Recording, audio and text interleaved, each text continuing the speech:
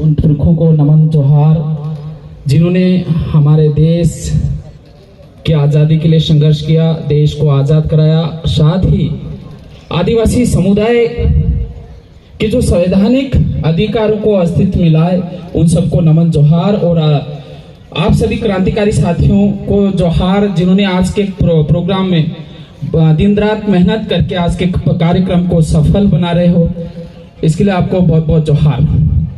विश्व आदिवासी दिवस, विश्व आदिवासी दिवस, अधिकार दिवस, आदिवासी दिवस, अधिकार दिवस। आदिवासी दिवस हो चुका है और यह है अधिकार दिवस, rights, day of rights. We know, everybody knows, almost educated youth know today's time that what is our rights. On every stage we say what is our the constitutional rights, what is the power in the customary law. Many of us know, I think, that last 5 and 6 years regular there is a campaign to spread out the awareness constitutional rights of the tribals, indigenous people of India. काफी लंबे समय से आदिवासी परिवार, कई सालों से आदिवासी परिवार आदिवासी समुदाय के बीच में आदिवासी समुदाय के अधिकारों, संवैधानिक अधिकारों को लेकर जनजागरण चला रहा है। और इस जनजागरण के परिणाम स्वरूप काफी युवाओं, बुजुर्ग, नौजवान साथियों को जानकारी भी हुई है। अब हमें जानकारी है कि 5वीं अनुसूची क्या है, इसके अंदर हमें क्या अधिकार दे रखे हैं। We do know about it, the 5th schedule. हमें यह भी पता है कि कस्टमरी लॉ क्या है। हमें यह भी पता है कि 1955 को जो आर्टिकल है उसके तहत हमें क्या विशेषाधिकार है। लेकिन इसको हासिल कैसे किया जाए, how it to be implemented, 5वीं अनुसूची को लागू किए कैसे किया जाए, ये हमारे लिए चुनौती है। ये हमें समझने की जरूरत है। हम इसको कैसे लागू करवाएं, इसके ऊपर हमें मंथन करने की जरूरत है। हमें पता है कि यह 5वीं अनुसूची का जो क्षेत्र है यह आदिवासियों का विशेष अधिकार वाला क्षेत्र है, यानी कि स्वायत्त शासन वाला क्षेत्र है। और इस क्षेत्र में जो भी गतिविधियां होती है, जो भी होता है, वह आदिवासी के बिना हो ही नहीं सकता है। यह अधिकार दे रखा है, लेकिन ऐसा नहीं हो रहा है। तो इसके पीछे क्या कारण है, यह हमें जानना होगा।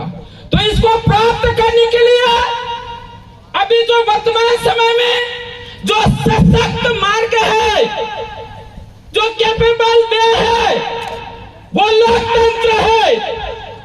अभी आज के समय में अगर 5वीं अनुसूची को लागू करवाना है, 5वीं अनुसूची को धरातल पर लागू करवाना है, तो उसका एकमात्र माध्यम है राजनीतिक लोकतंत्र का माध्यम है।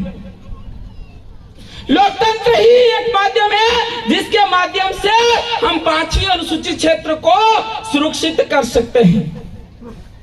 और उसके लिए हमें आदिवासी परिवार के द्वारा जो सिलेक्शन प्रणाली डेवलप की गई है, उसके माध्यम से ऐसे व्यक्ति को विधानसभा और लोकसभा में भेजना होगा जो वहां जाकर वो हमारे आदिवासियों की बात करे, 5वीं अनुसूची की बात करे, तो ही हम अपने अधिकारों को पाने में सक्षम होंगे।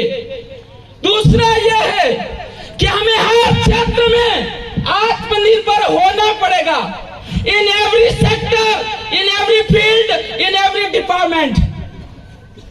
यह बात तो फैक्ट है कि political is the master key to unlock all the doors, most powerful की। कहने का मतलब यह है कि राजनीति की एक मास्टर की है जो सारे दरवाजे खोलती है, वो ताकत इसके अंदर है।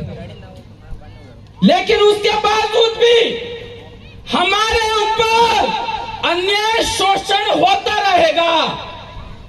70% तक खत्म हो जाएगा, लेकिन 30% और होता रहेगा। तो उसके लिए क्या करना होगा? क्योंकि जैसे मैं मेरे बारे में बताया गया है, I have taught English in Udaipur के अंदर मैंने इंग्लिश पढ़ाई है। I have taught English Udaipur for 8 years। Thousands and thousands students have been taught here English spoken. My students are doing job in the foreign country also. Today they are in the whole country, entire nation. Nowadays also classes is going in Pratapgarh, Ghatol and Udaipur। अभी भी classes चल रही है। अगर उदयपुर में मैं कह रहा हूँ 9th, 10th, 11th, 12th science अगर पढ़ने हैं, मैथ्स अगर पढ़ने हैं तो 6 महीने तक हम फ्री पढ़ाएंगे यहाँ पर। अगर अभी भी कोई है, कोई गरीब है, सेक्टर 4 के अंदर है, सेक्टर 4 के अंदर है, मेरा स्टूडेंट पढ़ाएगा, निःशुल्क पढ़ाएगा साइंस मैथ्स। इंग्लिश का वो चार्ज लेता है क्योंकि वो मेंटेन करना पड़ता है। तो मैं ये कहना चाह रहा था कि हमारे समाज से अच्छे डॉक्टर निकलने चाहिए। अच्छा डॉक्टर निकलेगा, हमारा पेशेंट, हमारा मरीज हमारे पास आएगा तो कहीं न कहीं उसको भी फायदा होगा और हमारे व्यक्ति को भी फायदा होगा। फायदा होगा या नहीं होगा? अगर अच्छे डॉक्टर नहीं बनेंगे तो दूसरे के दरवाजे के पास जाना पड़ेगा, दूसरे के वहां जाना पड़ेगा, वो आपका शोषण करेगा, ज्यादा पैसे लेके आपका शोषण करेगा कि नहीं करेगा? होना चाहिए, अच्छे डॉक्टर होने चाहिए कि नहीं होनी चाहिए? होनी चाहिए। इसलिए जो बुद्धिजीवी छात्र हैं, छात्राएं हैं, मैं उनको कहना चाहता हूं कि आपकी जो ऊर्जा है, आपके अंदर जो ताकत है, वो गलत कार्यों में नहीं लगाएं, सही दिशा में लगाएं। यह भी एक समाज सेवा है, यह भी अधिकारों को प्राप्त करने के लिए एक सशक्त माध्यम है। पैसा होगा, पैसा बोलता है, पैसे के अंदर ताकत होती है। किसी की ताकत नहीं पैसों के सामने बोले। इस बात को समझना होगा, हमें पैसों की ताकत को समझना होगा। My dear brother and sister, if you are studying, please study for your society. समाज के लिए पढ़े, अच्छे प्रोफेसर बने, अच्छे लेक्चरर बने और अच्छे बिजनेसमैन बने, इंजीनियर बने। और अगर आपके अंदर टैलेंट है तो आप विदेशों के अंदर जाकर भी नौकरी और धंधा कर सकते हैं और करोड़ों रुपए इस भील प्रदेश को भेज सकते हैं और हम भील प्रदेश को बहुत जल्द एक विकसित राज्य की ओर ले जा सकते हैं। हमें एक ग्लोबल, एक वैश्विक नॉलेज, जानकारी होने की जरूरत है। अब वो समय गया। कौन सा समय? बैलगाड़ी पर सफर करने वाला समय गया। अब जो समय है वो समय बदल चुका है। अब जो समय है बाइक, 4 व्हीलर और प्लेन से सफर करने का समय आ चुका है। हमें उस सोच से बाहर आना पड़ेगा। लेकिन कुछ जो सोच है हमारे पूर्वजों के द्वारा बनाई हुई है, उसको नहीं छोड़ना होगा। मैं ये कह रहा हूं कि हमें टेक्नोलॉजी की ओर बढ़ना होगा, हमें आत्मनिर्भरता की ओर बढ़ना होगा। लेकिन हमारे पूर्वजों ने हमें जो संस्कृति हमारे तक पहुंचाई है, वो संस्कृति हमें नहीं छोड़नी है। हमारी संस्कृति हमें शोषण से बचाएगी। हमारी जो संस्कृति थी वह दुनिया की सबसे श्रेष्ठ संस्कृति है। इसके अलावा कोई संस्कृति दुनिया के अंदर नहीं। अगर दूल्हे की शादी करने सोरा नहीं मांडो करवो, सोई नहीं मांडो करवो है, कोई पैसे की जरूरत नहीं है। ऐसा सिस्टम हमारे पूर्वज हम तक छोड़ के गए और हम वो सिस्टम खत्म करने में लगे हुए हैं और यही हमारा शोषण का एक कारण है। और हमें वापस पुरखाई संस्कृति की ओर लौटना होगा। यही हमें बचा सकता है और कोई सशक्त माध्यम नहीं। हमारे पुरखों के द्वारा हमारे जो प्रकृति धर्म, आदिवासी धर्म जो हमारे तक पहुंचाया है, उसको फिर मजबूत बनाना होगा। हमारे देवरे, हमारी कुलमताई, हमें वापस वहां जाना होगा। अगर दूसरे दरवाजे जाओगे, निश्चित रूप से तुम्हारा शोषण होगा, तुम्हारा अत्याचार होगा, तुम्हारी लातें पड़ेगी, तुम्हारी गालियां मिलेगी तुम्हें। अगर दूसरे दरवाजे जाओगे, हमारे बाप दादों ने हमारा धर्म था और हमारा धर्म इस दुनिया के अंदर श्रेष्ठ है। कौन सा धर्म? आदि धर्म, सनातन धर्म नहीं, आदि धर्म। तो क्या धर्म है? आदिवासी किसको मानता है, किसको पूजता है? तो आदिवासी सूर्य को देवता मानता है। हमारी बोली में, हमारे धर्म है। धनवासी क्या बोलते हैं? दाड़ोवासी, धनवासी, टमाटर हूं बोले, इंग्लिश बोले नहीं। वासी का मतलब होता है भगवान। हम भगवान नहीं कहते, हम क्या बोलते हैं? वासी। ये जिंदा है, ये जिंदा है, ये कण कण में है। कण कण में है या नहीं? इनो जो तड़को है, इनो जो प्रकाश है, वो कण कण में विराजित है, वो जिंदा है। अभी यहाँ है, शाम को अस्त हो जाएगा, फिर सुबह फिर निकल आएगा। आएगा कि नहीं आएगा? और जिस दिन ये नहीं आएगा, ये दुनिया खत्म हो जाएगी ना। तो इसलिए आदि धर्म है, वो सबसे श्रेष्ठ धर्म है, दुनिया का सबसे महान धर्म है।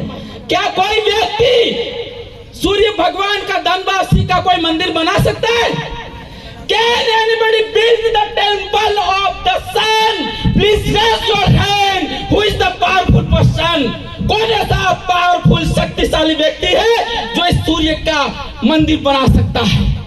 अरे वो दाता है, वो देने वाला है, वो पालन करता है, उसका कोई मंदिर नहीं बना सकता है।